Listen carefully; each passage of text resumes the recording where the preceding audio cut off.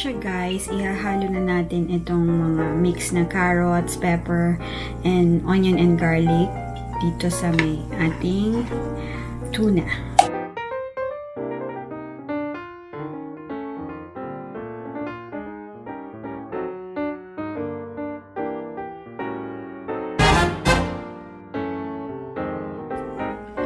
Guys, para lang magkaroon ng ibang kulay like green and some parang maging festive naman yung kulay niya tsaka yung panlasa. Linagyan ko ng scallion or yung leaf ng onion.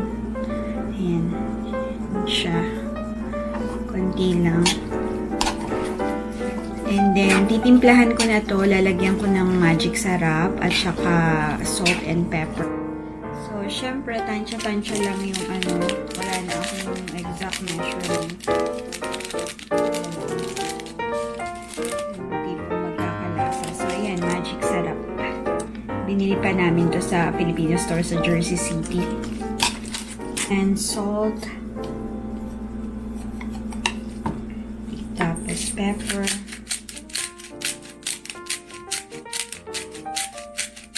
So, madaming pepper.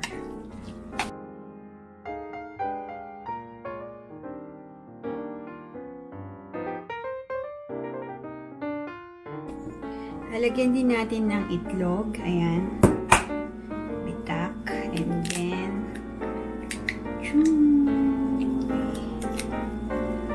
ayan siya.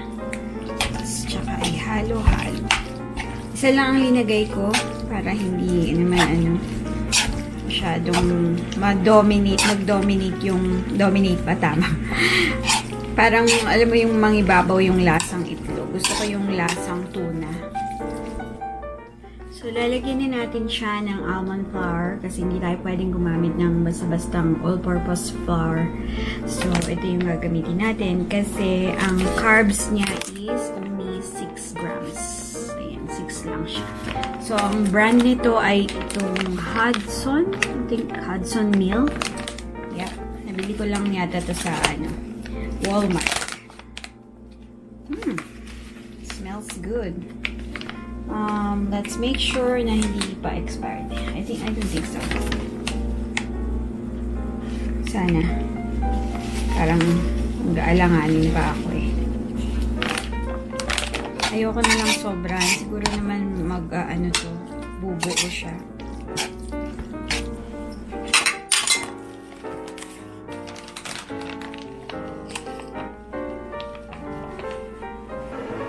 So, ito na guys, yung na-try nating isa. So, ayan, medyo mainit na to. So, as usual, gamit ko itong olive oil na garlic. Ayan, sana successful.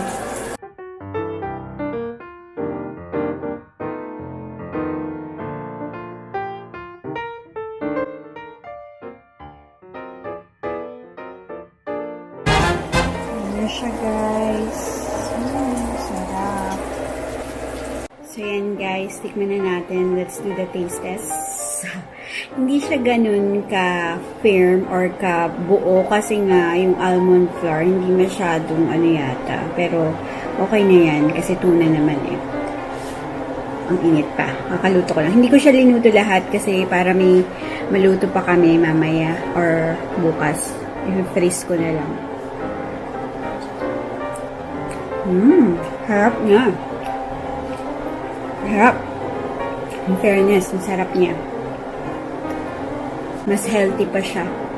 So, yun lang guys. Sana nagustuhan niyo itong simple recipe na to. This is also a keto-approved recipe. And salamat kay Ate Ria for sharing this wonderful idea. For sharing this recipe.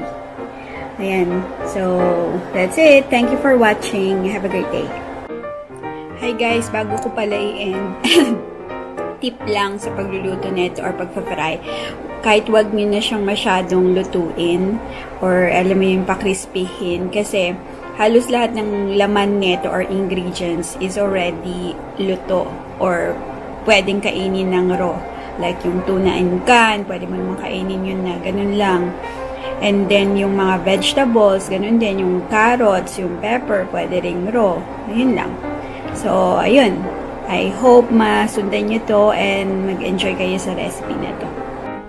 So, yan guys. Pwede yung ilagay sa freezer or sa ref nyo para lang ma-preserve siya para ready to cook na pagka gusto nyo nang kumain ulit. Yan. And pwedeng pang baon-baon.